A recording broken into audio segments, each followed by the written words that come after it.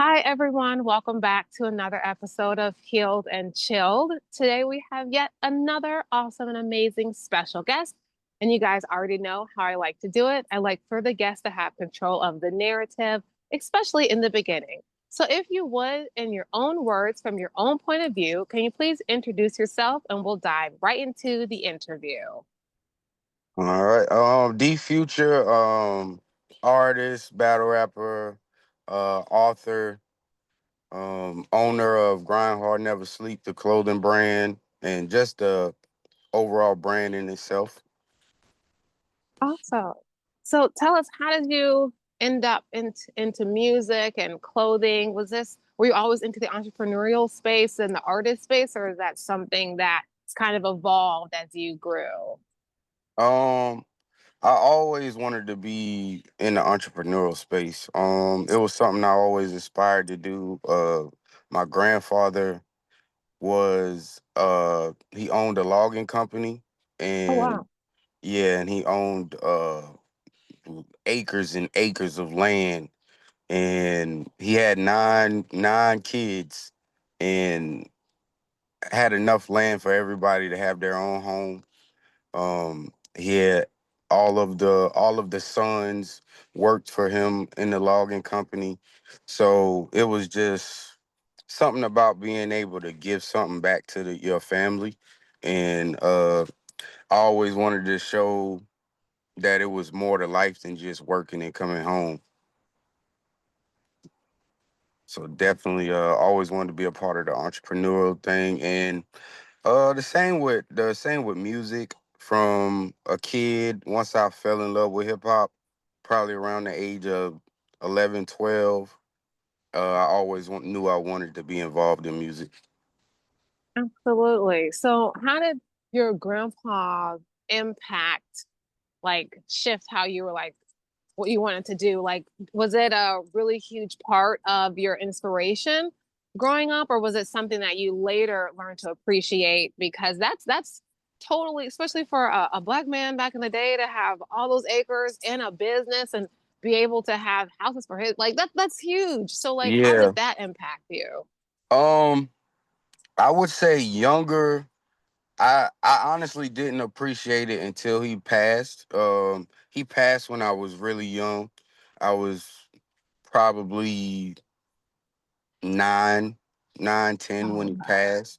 But I just would always remember going to granddad's house, and then he got a whole bunch of land, and all my cousins, we play from feel like we're going from street to street, just and so the older I got, and the more I started to understand life and how life works, and I seen, like, my mother's side of the family, most of them were working and 9 to 5, and a lot of people didn't like their jobs.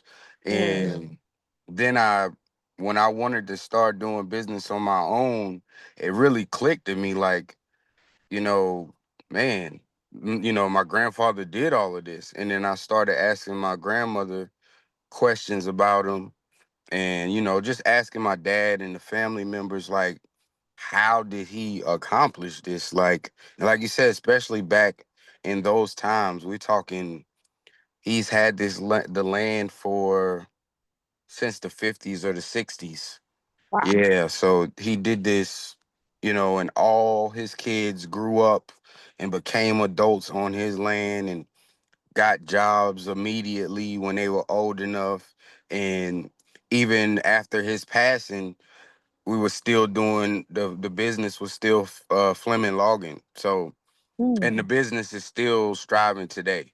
So, mm, with his kids running it. So it's just like, and it could have been passed down to me too if that was something I want to do. I just wasn't into the logging thing, but just the ability that he could do that, after he's been long gone. He's been gone for over 20 plus years, and the business is still going, and everybody mm. still has land, and we even have a family park now.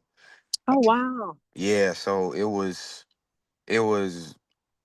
the older I got, the more I appreciated it. Like, it's unheard of, at that Mhm. time. Like, wow. So Yeah, that definitely fuels me and still fuels me today. Like I know I could accomplish so much more and leave some such a bigger legacy for my kids because he was Mm. able to do it in the 50s and 60s, you know what I'm saying? So, Wow, that's so cool. That's so cool.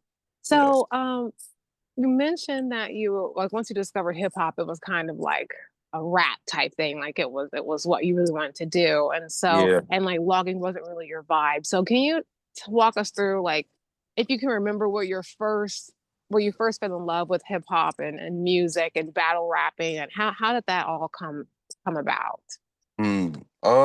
Okay, so me first falling in love with hip hop came from listening to Jay-Z, his first album, Reasonable Doubt. And I was probably, like I said, probably around 10, 11 when I first heard it. Didn't really understand exactly what he was talking about, but I just loved the energy and the vibe and just the way he was able to flow and paint pictures. So that is what initially caught my eye. And then I started, I would rap, but I wouldn't tell nobody I was rapping. I had little rhymes and stuff like that. And one day I was on the porch with my cousins and I was saying I could rap and whatever they like whatever. And so my cousin put me on the spot and was like, well, then rap then, you know what I'm saying? And so I rapped and they was like speechless. And they was like, oh, you really can rap. So Oh wow. that was like my first confirmation. And then when I actually performed on stage for the first time, I was probably 17, 18 when I performed on stage for the first time. And I did a freestyle to Tupac's Ambition as a Rider.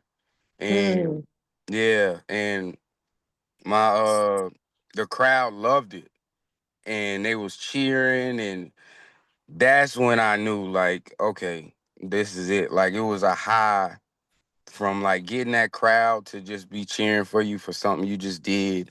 And like now you walking through the club and everybody's, oh, you were so good. And it was mm. just a high that I hadn't felt nowhere else.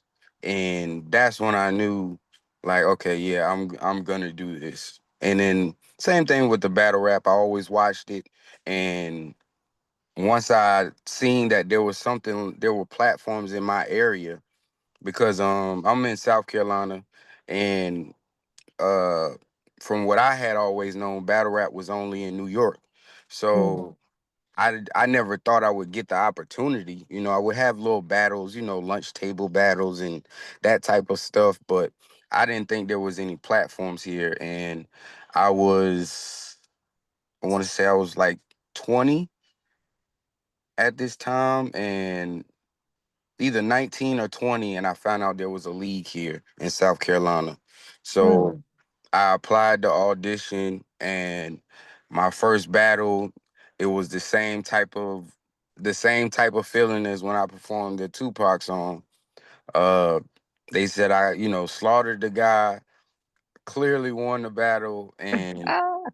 I got a lot of praise. So that's when I knew, okay, battle rap is another avenue for me. Mm. And yeah, ever since then it's just been, music, battle rap, and entrepreneurship.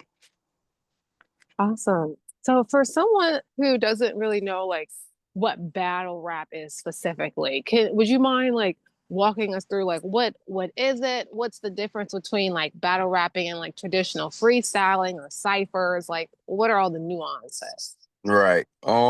So battle rap today, because battle rap is evolved from where it originally started.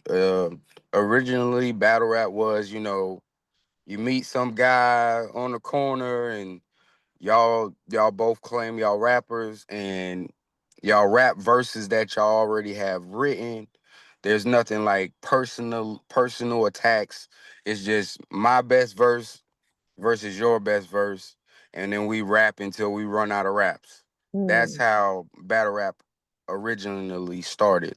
And then it evolved to, guys would meet up scheduled, like, okay, we're gonna meet up on Friday and you come with your best raps. And then it became, that and rapping over beats.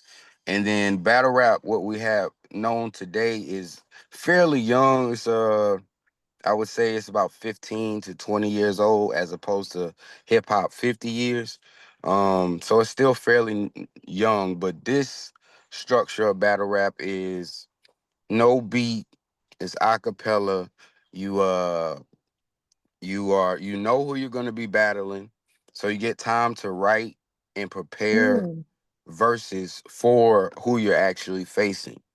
And that, then that comes with doing your homework and watching the battles that they've already been a part of, you know, understanding their strengths and weaknesses, and then finding a way to combat that. And that's what makes it the battle part of it, where it's like it's not just having great rhymes, but it's like, how do you structure it? Do you, is it entertaining? Is it, do you have a lot of performance based in your raps? Or are you just a very lyrical and you're just gonna write the best stuff in the world? Um and it's normally 3 rounds. Every now and then you have 1 round battles, but it's normally 3 rounds. It's structured, man. It's almost like aggressive poetry. You know, mm. uh that's what I think people don't give battle rap enough credit for, is actually the structure of what we do and the artistry in what we do.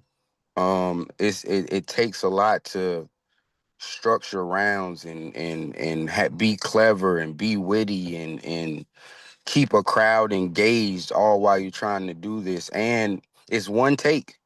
Like when you perform a song, you can just perform that song for months, for Mhm. years, the same song. You don't gotta keep rehearsing and relearning lines, but every time we get on that stage is new material.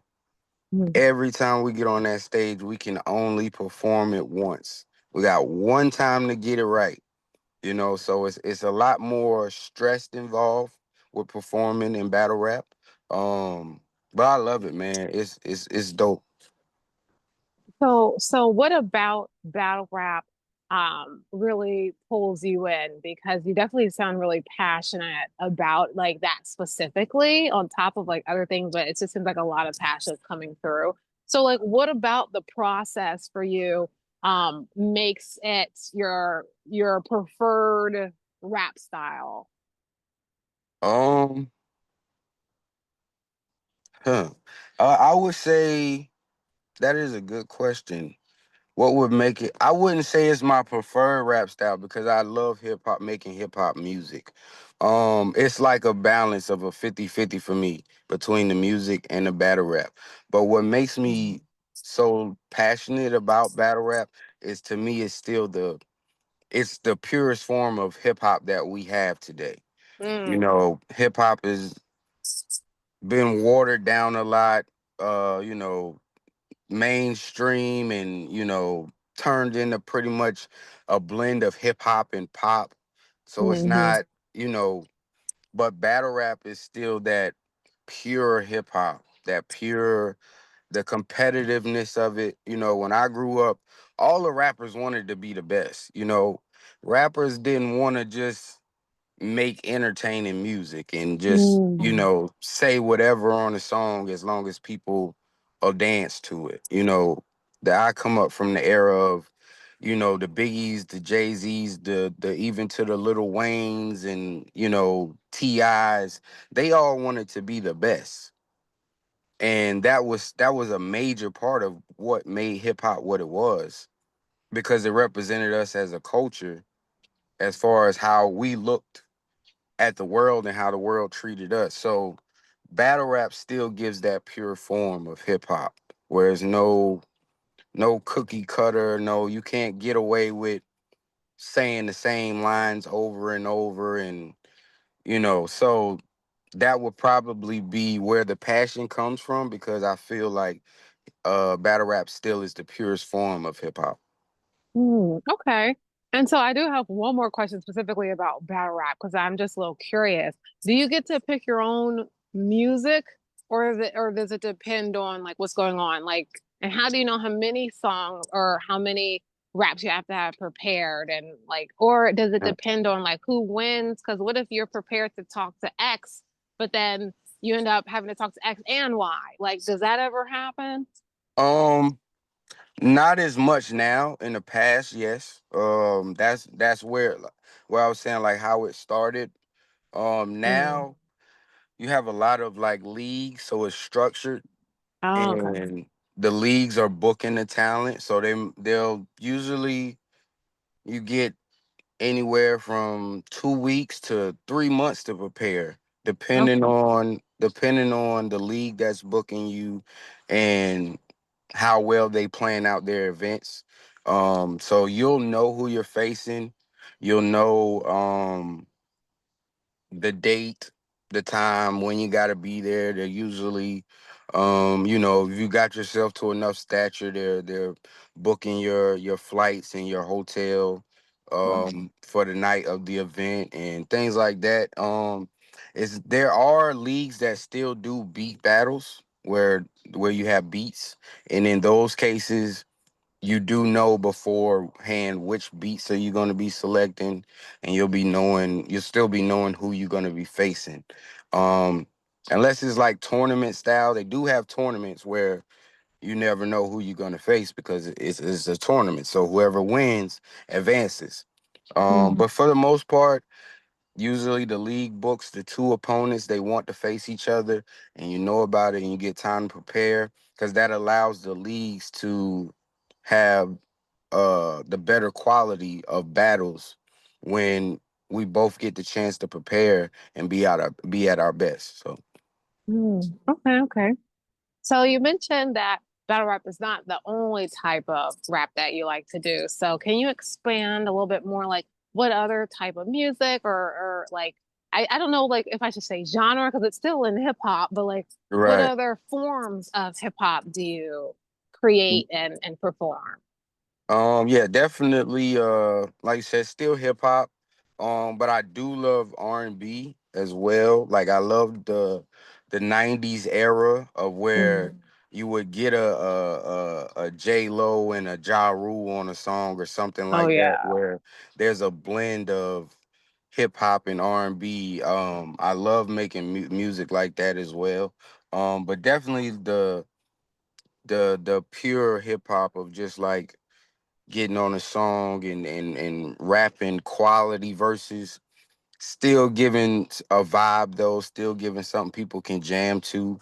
Um, yeah, I really don't have no limitations though when it comes to making music. You know, I've done features on like rock songs because Oh it's wow. it's it's all a form of hip hop. There's still a way where we can blend and it still be true to the art of whatever we do. Like, I've been on a somebody who did a rock song reached out to me to rap on his rock song, and it was I liked the song, so I got on it, and I rapped hip hop to the rock beat, and it made it a beautiful blend. So, but I love the pure form of hip hop though, of just giving dope, solid rounds, some content. I'm big on content. I'm big on saying something like, you know that was hip hop to me. Like everybody was saying something, they had a message, or even if the message was just I'm the best in the world, it still was a message. It still was put out in an artistic way. I just don't A lot of the new form of hip hop is like real cookie cutter, real no substance. It's just, money, or, you know, sex, the average topics that just recycles over and over in this generation. But I try to bring my life into it, my experiences, and do it in a clever way and in a way that people can vibe and enjoy music as well. So yeah. Yeah, that makes total sense. And actually brings me to another question when you were talking about like content and things, because you also mentioned that you are an author. So I'm curious, what do you like write and then how does being a lyricist and an author like does it ever intertwine? Uh, for me, yes, because I think that honestly, like if I were to strip down everything I do and like get to the base of what I do, it's writing. You know, more than it. Like if you take away hip hop, you take away every. If you just strip it down, it boils down to I love to write. Uh, I love making words do things they're not supposed to do, and and so that's always the basis of it. That's why I've always wanted to be an author. My first ebook I did this year. It was something that I been wanting to do for years, and the ebook allowed me to really see that I'm capable of it. It was, so now that I'm really going to get into more like nonfiction and fiction books and like children's books, those type of things, stuff I've always wanted to do because I just love writing. So that would be the core of where it all comes from. So I can do any outlet. Some people told me I need to try writing movie scripts and things like that, and I probably will eventually try it. And so yeah, the writing portion of it kind of is what stems everything. Yeah. That's pretty cool. That's pretty cool.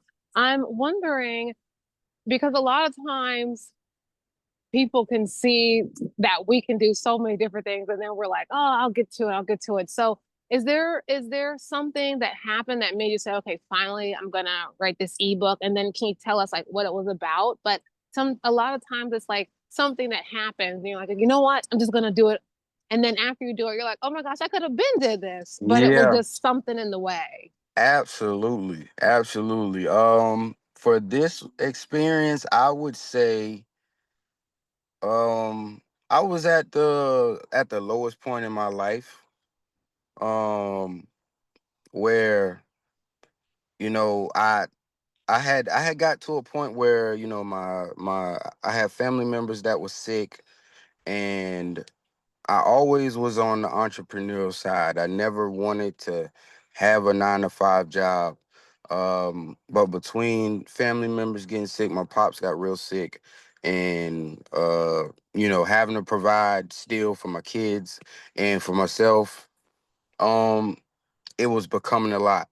And just me and my business wasn't allowing me to sustain, taking care of more than just myself. So I swallowed my pride and I went and got a job.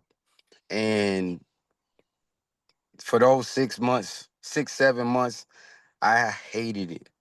I hated it. Like it was, I just felt like the job took so much from me that I couldn't be my artistic self. I didn't have the energy to express anymore. Like I get off work and be exhausted. And so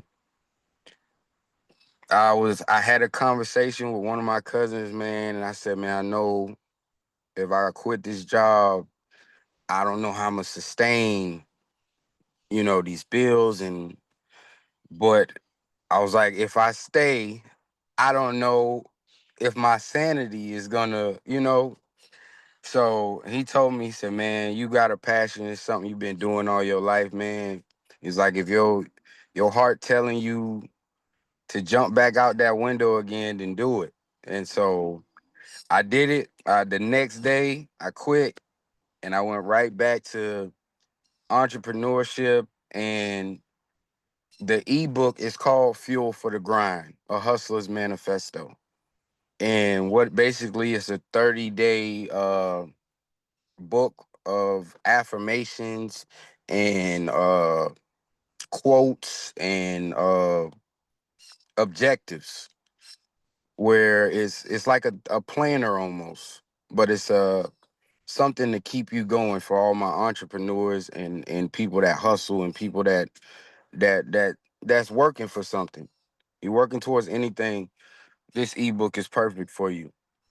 Every day it'll start off with a quote, then it'll start off with breaking that quote down and explaining how it correlates to being an entrepreneur. And then at the end of that page, it'll have a prompt for you, something for you to reflect on, or something for you to write down, or something for you to put down as your next goal. Each day will be different, but it'll be fuel for the grind. And it was something I actually realized I needed for myself. With me quitting this job and getting back out here on the entrepreneur side, back full time, I needed that motivation for myself. And I said, this is perfect for me to share with others. And that's how the ebook came about. And then that's how I realized, man, I could have been doing this. And so, yeah, like you said, it's those things where something happens in your life and you realize I should have been doing this. And that's exactly what happened. Thanks for sharing. One thing that I've noticed across the board with like all the entrepreneurs that I've been interviewing, at least for the podcast specifically, is that usually when you ask someone, what is the thing that made you shift? It's 10 out of 10. It's never been like, oh, I was just having a great day and something wonderful happened. And I was Right, just feeling happy and I did this thing. Or I was like, right. oh, I was just in a good mood and things are working out. And I was like, you know what? Let me just add. It's Yeah, always when there's a shift, a real shift, usually starts with, well, I was in one of the lowest parts or the lowest part of my life and I had to yeah, make a change. So I just like kudos to you as well for making a change because a lot of times with people outside of this sphere, this space, when negative things happen, it becomes an excuse why. Like, oh, this is why I yeah, didn't succeed, or this is that. And everyone absolutely. like yourself, who's like a go getter entrepreneurial spirit, is like, and I always say, like, you either have excuses or you have reasons. And so you're one Right, of those people who's like, I have a reason why I have to do it rather than an excuse for, why I can't because X, Y, and Z is happening.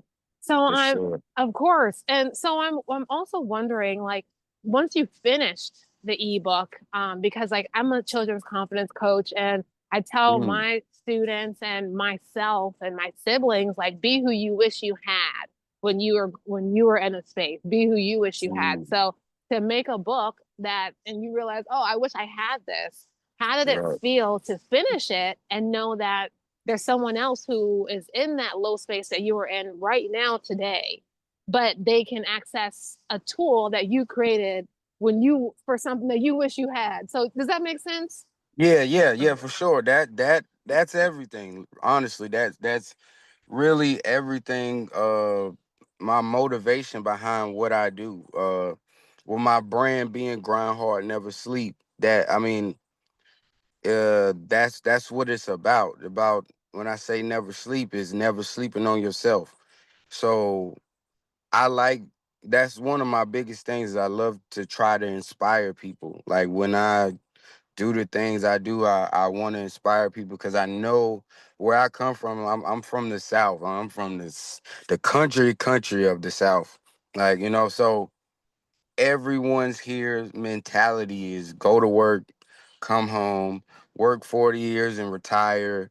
Um, there's very limited people who actually aspire for bigger things. And, everybody's kind of content here. It's family oriented. So for me, I just always knew there was more to life than that. I just couldn't. And then I would see so many people that they are working, but they're not happy. Like it's one thing if you're gonna work somewhere and you can enjoy yourself, then I'm all for that. But I would see so many people doing things they don't like to do.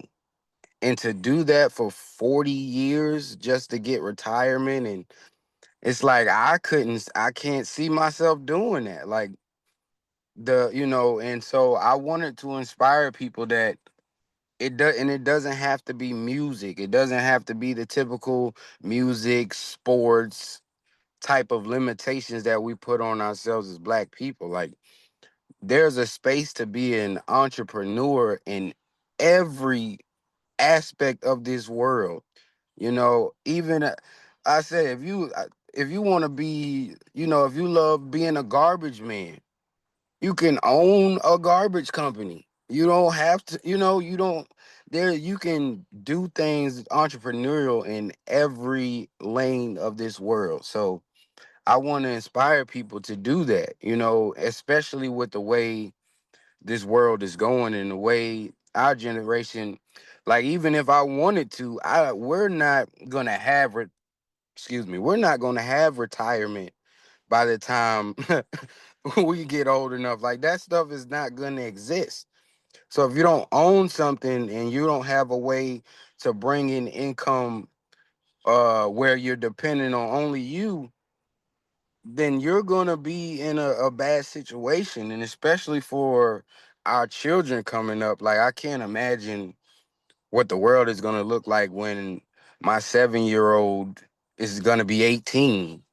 Like I can't even imagine, like these type of jobs might, we're getting replaced by AI and computers. And so I'm really big on inspiring people to own something, to and figure out what your passion is, and you know find a way to make some income doing what you love to do. And so yeah, that's definitely a big part of it, is for me, is for inspiring people. And you know that's what my brand is all about. That's awesome. And like what you mentioned about with the children, like there's a lot of differences happening with them, and it's a whole new world. Nobody could have prepared us for, Chat Right. GPT even a few years Right. ago. If you would have told Yeah. me that me and my Chat GPT would be talking about world problems together, Yeah. you would have It's been like, crazy. "What?" Like It's it's crazy. It's yeah. crazy. Yeah. So like even like you said, the world is changing so much. Like now, you go into a store, you might have one human worker in there, and then everything else is you scan it yourself, you pay for it Hmm. yourself, you go on your phone and search what aisle things is on. So it's like, where are the jobs going to be 10 years from now? Yep. So that's my thing, is understanding the times and finding ways to embrace it, because it's not going anywhere, Right. but finding a space for you to still thrive and survive in these spaces. So like you said, creating content. You got so many people are creating podcasts and using their voice. It's so many. That is the beauty of it, though, that there's so many different avenues now to do what you love to do. It doesn't have to be the what we've grown up on, and what the go to work or go to college and get the degree. There's kids out here making millions Yep. off of streaming and the Twitch and going live and creating, having content. Like there's so many different avenues now. So I really just want to inspire people to whatever it is you love to do, find your space in that, and just build upon it. It don't got to be nothing major where you're trying to make millions or billions, but that can be the goal. But even Hmm. if just the goal to own something and have some type of uh other streams of income, because Hmm. with this president we got in office right now, hey, we got a long 3 more years of this guy, so we got to be prepared for everything. And I want to instill that in my kids, like, regardless of, and entrepreneurship is not easy. There are a lot of ups and downs with it. There are days when you sell, a hundred shirts, and then there are days, weeks where you don't sell no shirts, and you still got to be able to survive. And so it's not easy at all, but I enjoy what I do. And for me, that's the most important part of life. To me, that's success. Regardless of the money I have in my pocket or what I can or can't do, I can every day get up and do something I enjoy doing. And that's the overall message. And I want my kids to see that. Like, even days, there are times where they want to, Dad, can I get this dirt bike? Or can I? And I'm like, not this week, son. And sometimes that hurts too. But I want my kids to, because he did eventually get the dirt bike. You know what I mean? But I want him to see, like, you know, I enjoy what I'm doing, and he sees me enjoying what I'm doing. Like, my daughter as well. She's a little older, so she in the teenage years. She's 13, so she's on her. Woo, women, boy, them girls is something else, man.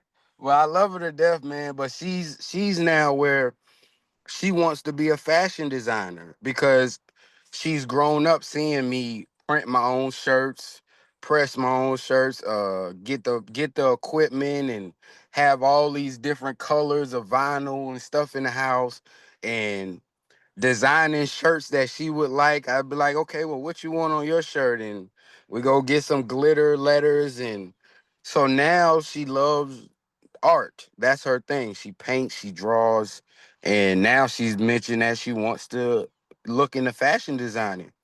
And so those are the type of things I want to inspire, like, and I want to help her in that lane. And honestly, she could help me because I have a clothing line. So it's like those type of things is what it's about for me. Like, figuring out, teaching them to embrace their passions and to follow those passions and don't settle, because where we're from, I love it. The family orientation of it, but I hate the mentality of just go to work and come home. Like, my family used to look at me crazy. Like, you ain't got to work today. No, I don't got to work today. Oh, and they're elders, so they don't understand it. They come from a specific way of living. Where I used to be looked at as the outcast because I don't got to go to work tomorrow. Like, y'all got to go to work tomorrow.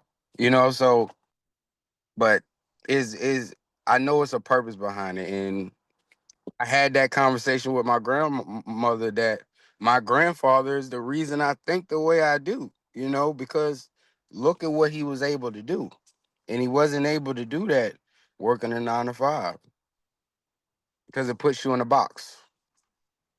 I definitely agree. And this is so we went like so many places with this Yeah, conversation, and we're not finished, but we're all a little bit on the tail end.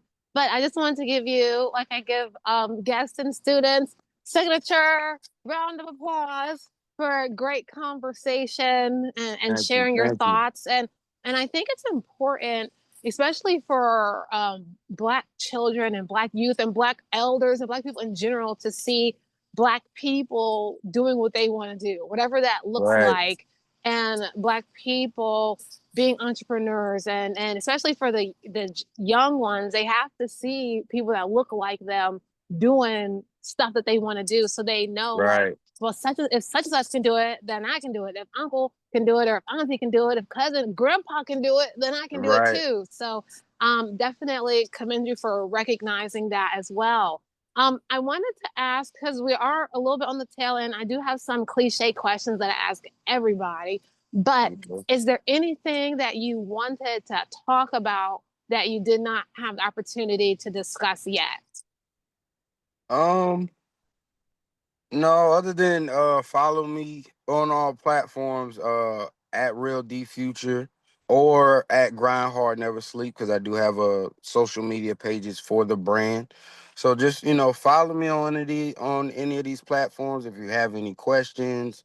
I respond to DMs. I'm not one of those guys like, I love interacting with people when I can. I can be an introvert, but Fair. you know, social media allows you to where you can still have your space and still communicate with people. And that's one of the things I like about it. So yeah, just reach out to me. You have any questions, or if you're looking for some merch, or how to get the ebook, or just want to check out some of my music or my battles, just follow me and reach out. Absolutely.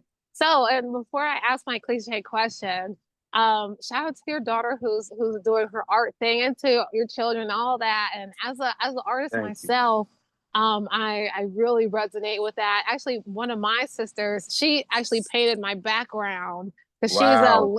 she's a landscape artist, and so we use this for like the animated series I started and stuff, all through Dope. her. And as you were talking about your daughter's like fashion sense, it made me think like I've been vending with the sister right after me, whatever, with one of my sisters since she was in high school. And so I just Wow. think in my mind, like if I was in high school and I had a big sister who was showing me you can earn money by selling your art or selling your Right. books, like I wonder how that would have impacted. Granted, I Yeah. do have. Rewired your thinking. Exactly, exactly. Yeah. Because my dad, my biological father, is an entrepreneur too, but it's not the same space. So I just always like when I hear like young people are using their artistry and Yeah. getting encouraged rather than, hey, you can't do this with your art, just go do something else. Like, no, Yeah.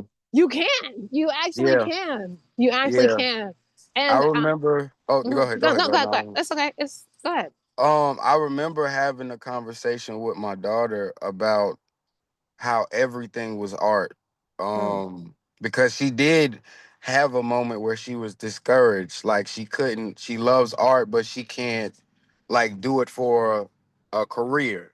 mm, And we were riding and I was explaining to her, like, everything from this McDonald's logo, this Wendy's logo. mm. There's a reason why it's the colors it is. There's a reason why it's shaped the way it's shaped. Everything is art. Yep. And it kind of opened her eyes, and she got back into it because her spirit was low about it. And I was like, I'm telling you, everything, your shirt you have on, your jewelry, the shape of this soda bottle, Mhm. everything is art and it's designed and it's made away. So don't limit yourself. And then Right. that's when she really started getting back into that feel of, okay, I can do something with it. And so like your story just kind of reminded me of that. Like we have to like show them and Hmm. teach them that there is no, that's the beauty of being a human being and being on earth, is there really is no limitations. If your mind can think it, it can happen. Yes, yes, yes. Yes, yes, yes. Okay, so I'll give my three cliche questions, but before that, I also wanted to say I have a lot of family from South Carolina, and they still don't even have roads where my family lives. Like they live with Yeah.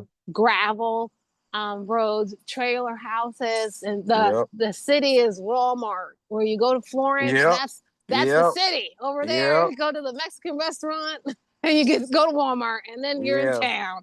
So I totally understand where you're coming from in that space too, just because that's it. That's the city. Yeah. But That's the lifestyle. Yeah. mhm. So my first cliche question to ask everybody is, and you kind of answered already. You actually kind of answered two of them, but I'm going to ask you anyway. If you can think about a time when you were young and you were in a dark space, what's one piece of advice that you know now that you wish you would have known back then? Mm. Yeah, when I was young and in a bad space, I wish. Um, Patience, Mm, and that's kind of why my name is D Future, is because I can't. Well, when I was younger, I couldn't get out of my own way of feeling like tomorrow or today is the most important day in the Mm, world. I couldn't get out of my own way. Like I couldn't stop concerning and like stressing and like that patience has taught me so much and it's taught me to appreciate the journey more than the results. And so that would be my advice to my younger self is patience. Like let it unfold and don't put so much on yourself at one time. And I think our kids growing up in this generation have the hardest time with that because of social media and because of the pressures that they see all day, every day. Like they see, everybody's got money, everybody's fake rich on social media. Let them tell it. Everybody's rich, everybody got designer this and designer that, and you know, the pressures of wanting to grow up too fast and now you want to be grown. And so that would be my advice is patience.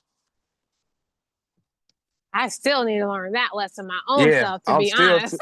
yeah, and I said that's why my name is the future because my friends and people I grew up with would always be like, man, you always thinking about tomorrow. You always thinking about Hmm. I'm always looking ahead and it was very hard for me to enjoy the present, Yep. and so I'm still learning that for sure. Patience. Hmm. Okay, okay.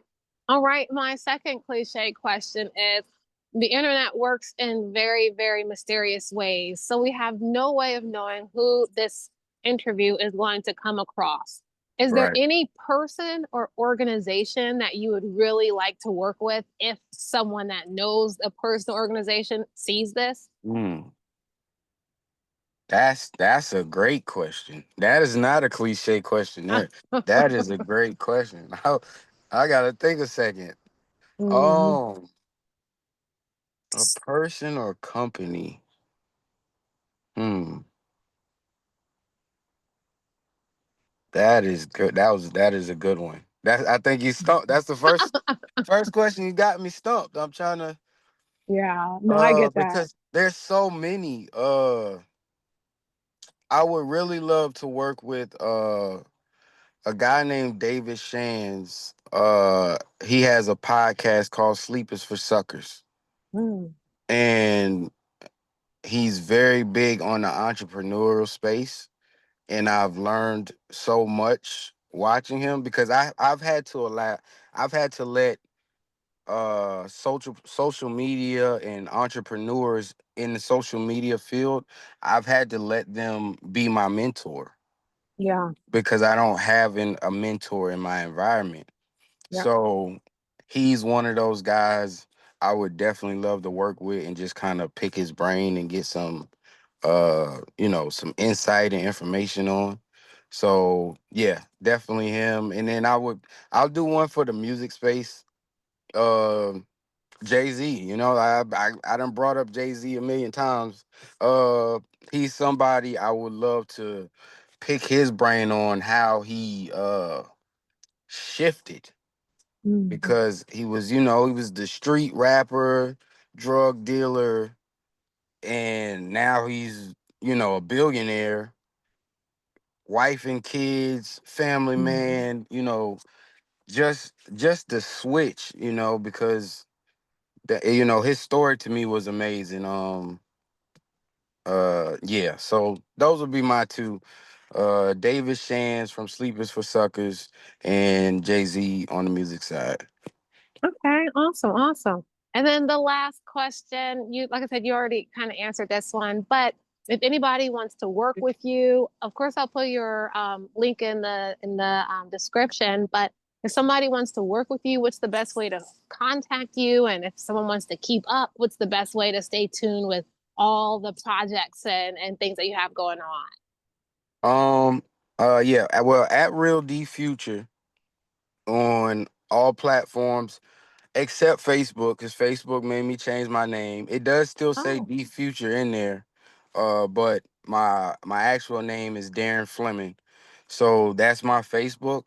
I would say that Facebook is the one I'm most active on, like where you'll get just like me typing a post real quick. Most of the other platforms I really focus on quality content, like visuals. Facebook allows me to just type something up real quick and say what's on my mind. So Facebook, I would say, is the best one to stay in contact if you want to be in following me daily type of thing. But I'm on all platforms. Yeah, and if you want to reach out, you can reach out to me on any of the platforms. I respond to everything, as long as it's nothing crazy, I respond to everybody that got questions or advice or just want to chop it up and have a conversation. I'm not hard to talk to and reach out to. Awesome, awesome. And so before we go, because I know sometimes at the end it's like, oh, I did want to talk about this or I did want to say this. Is there anything that you want to leave us off with or any last minute things you wanted to say? Um, be on the lookout for my project, GHNS. It is dropping this month in September. Probably the end of September, because we're just doing the final touches on it before I make an official date. But be on the lookout for that. It's titled GHNS. I have some singles out now, just D Future on all streaming platforms. Future Flows Part 1 and Part 2. I just dropped within the last couple weeks, so check those out. And yeah, just be on the lookout, and I appreciate being on the show. Thank you, and I appreciate having you on. I'm going to give you another signature round of applause for the Thank you. good Thank you. vibes, the good energy. I'm definitely rooting for you and your success and all the positive energy that you're putting out into this world and showing your local community as well, like on what is possible. And you really never know who is paying attention, who is looking. So I can only imagine how many people and children and elders in your community see you as a like a role model or figure to, and you might not even Yeah. realize some people that do it because not everybody is vocal. We don't even know Right. some people who do Right. so, but I know that there are. So just shout out to you for everything you're doing. Of course, if you ever want to come back, just let me know. And this was a Oh great yeah. conversation. And I thank you so much for joining. For sure. I would love to come back, man. And I want to salute you as well, because you're doing things for not just like the older folks, but you're doing things for the youth. And I'm very big on that. So if there's anything I can do to help with anything you got going on, don't be afraid to reach out. I love helping the youth, and like I said, that's one of my biggest things is inspiring them. So much kudos to you, and I'll give Thank a you. round for Oh, you as well. You know, for sure. love that's my first round of applause back. So I gotta Hey, put this on my calendar. What day is this? yeah, September legendary, 1st. legendary. Yeah, I Period. love it. All righty. Well, once again, thank you so much. And I know that the listeners got a lot out of this, and we'll see you guys next time. All right.